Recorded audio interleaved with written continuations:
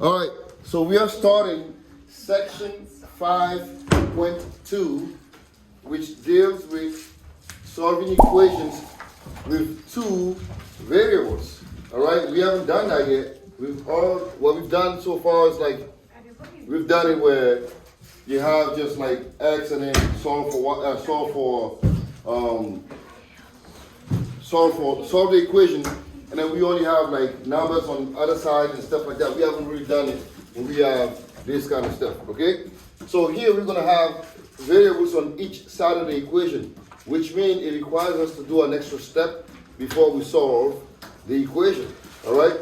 So now, the question that I get from you guys is always, why and when am I gonna use it? Well, typical example, I have a word problem here that this can be used for.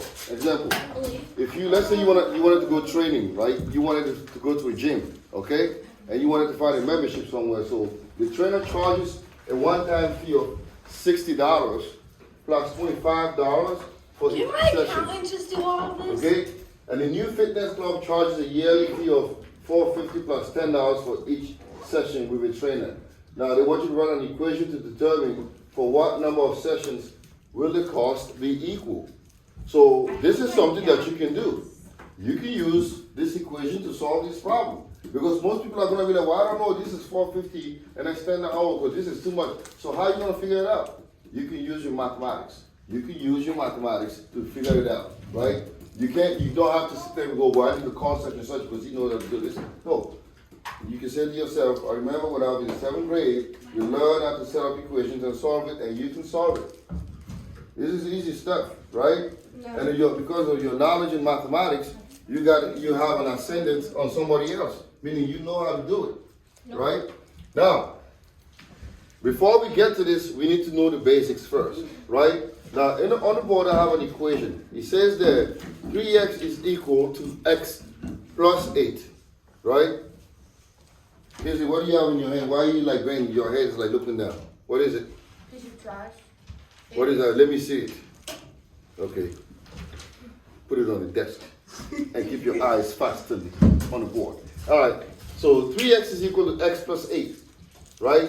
Now, is there anybody here who can tell me how to solve this problem? You two always talk. I want somebody else to talk. I got it then. All right. I think minus 8. Minus 8? No. What are we solving for? X. Subtracting. So what would be the best thing to subtract then? Yeah, I'm downstairs. Minus what? X. Minus x, right? Why am I doing minus x is the question. Yeah? Because the other side has x and that's like terms. Exactly. Did you hear that? Because the other side has the 3x and those are like terms. So we want to put all the like terms on the same side, right? That's what we want to do. We want to put all the like terms on the same side. So we're going to subtract the x and we're going to subtract an x here. All right? And now we draw a line, right? You don't have to. And then this cancels out. Now what's 3x minus 2x? 2x. Now 2x is equal to 8, right? 3x minus x is 2x. 3 oranges minus an orange are 2 oranges, right? 3x, a lot of people get like, oh, 3x minus x, I don't know. Because whenever we don't have a number next to the variable, what is there? 1. We know that, right?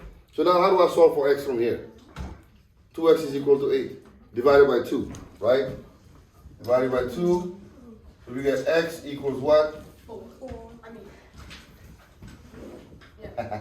4, right? I don't know what I was thinking that. Yeah, I didn't drink my coffee this morning. Anyway, so right, now the second example, we have what? We have variables and integers on either side of the equation, right? Which means we are turning it up a notch. And then now we're going to figure out, how do you solve this? I have 7y plus 8 equals to 4y minus 10. I want somebody else. I'm somebody else. What? 7y plus 8 equals to 4y minus 10.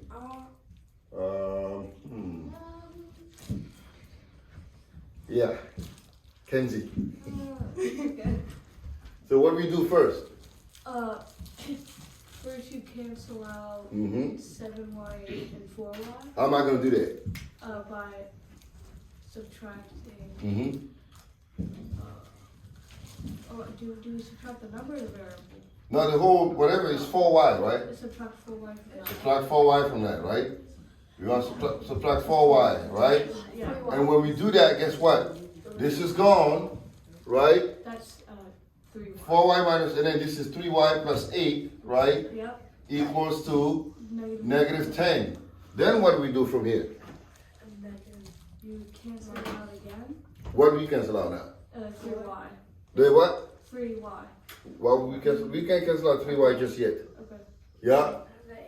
8. Alright, we're gonna take out 8 by doing what? Minus 8, right? Thanks for helping on that. Yeah. Alright, take out the 8. You see what we're doing here, right? First, we got rid of the 4y by bringing it to the other side to make sure the variables are together. And now we're going to put the numbers together because they are also like terms, right? Okay, so that's going to do that. Now, what's negative 10 minus 8? What's that equal? -18. Negative 18, right? We have negative 18 is equal to 3y. And then what? Divided by 3, right? Because 3y is 3 times y. So we're going to do what? The opposite, which is division, right? Division. So now we got y equals to what? 6 or negative 6? Negative 6, which is negative and a positive, right? So do you see? So this is what we're going to encounter in this section. Now there's going to be different wrinkles. We may have like fractions and stuff like that. So do not think this is as easy as it looks, all right? So now let's do another one here. Before we do that though, I want to work on the word problem real quick, right? Let's work on this word problem here. Let's set it up. So you have a trainer that charges a one-time fee of $60 plus $25 for each session. What would that equation look like? I want somebody to set that first equation for me. Yes, go ahead. Don't erase. I'm not erasing. Okay. So he charges $60 plus $25 for each session. So what would the equation look like? So 60 plus 25 25 what? dollars Nah, 25 what? for each session. So what's the session called? X. X. 65 plus 25x. That's the first equation, right? Let's put number 1 here. Now what's the second equation going to look like? A new fitness club charges a yearly fee of $450 plus $10 per session. Yeah? Yes? Yeah? 450 plus $10, so it's 450 plus 10x. All right, 10x, that's the second equation, right? Now, this is asking us, write an equation to determine for what number of sessions will the cost be equal. So how do we write an equation to do that? What do we do here? What do you think you're going to do to be able to solve this? We want the session to be equal. So what do we have to do? Yeah? Yes? Do we first add? Well, we haven't even set up the equation just yet. We want the session to be equal. This is the first, this is one of the gym, and that's the second gym. So we want the session to be equal. What does that mean? Translate that for me. Yeah? What do you mean by equal? Like the same? We want to know when, yeah, they're going to be the They same. want to be equivalent? Yeah, equivalent. Okay. So how would you set that equation to solve for how many sessions the cost will be the same? Their cost is the same. Yeah. So 450 plus 10x Mhm. equals 60 plus 25. Exactly. Right? Maybe I didn't ask the question right. I was probably saying some wrong things there. Right? So for the cost to be the same, this is what we want. Now we need to figure out what X value will lead the two costs to be the same. Does that make sense? So this is how we are translating what we are hearing. We are not just making up stuff, right? We are actually translating what this problem is telling us. It's saying for write an equation to determine for what number of sessions the cost will be the same. This is the cost of the first gym. This is the cost of the second gym. For how many x's, this will be the same. Now we can solve for x, right? So now let's go ahead and solve it. What do we do? Subtract 10x. Subtract 10x. 25x. All right. Subtract 10x, right? This is gone. We have 450 equals 60 plus 15x. And then what? Subtract 60. Let's take it out. Right? That's 390 equals to 15x. Divided by 15. Right? Somebody do it in your calculator. You like that? What's that? 26. Alright, so that means if you book 26 sessions in each of the gym, you're gonna pay what? The same amount of money. Does that make sense? So for 26 sessions, it doesn't matter whether you go here or here, the cost is the same. You see, so if someone was like, well, if you book 26 sessions with us, you're gonna be paying less. Well, I just used my math and I figured with 26 sessions, I'm gonna be paying the same amount of money. Now we can figure out what happens if you pay less than 25 sessions. Would I go with this gym or this gym? We just have to plug it in there and see which one has a higher or lower, right? So you see how this is useful. So don't ever say to me, we're never gonna use this. Yes, you can. Yes, you can, and yes, you should. Because you know how to do it, right? You're not a dummy, and nobody's gonna take advantage of you because you know what you're doing, right? I received an email the other day, I thought it was the funniest thing. They say, hey, now we are selling this item, right? And you listen to this and tell me whether this is silly or not. They say 1 for 50 cents and 2 for $1. So they go, well, yeah, that's our deal. What should you be saying to these people? You're ripping me off. Ripping me off? Same exact cost. It's the same thing, right? But the average person the average person may not understand that. Like, oh yeah, I'm gonna get 2 because I'm with. No, it's the same deal, right? It's the same deal. Because 1 for 50 cents, 2 for $1, really, like that's not my, that's silly math, right? We should be able to recognize that because we have learned it, okay? Wait, why is it the same? Because 50 cents twice is $1, right? 2 for $1 is the same as 1 for 50 cents. So it's the same. Gabriel, you'll not be making fun. I will not be making fun right now, so I don't even know why you're making fun of somebody. You shouldn't. Yeah.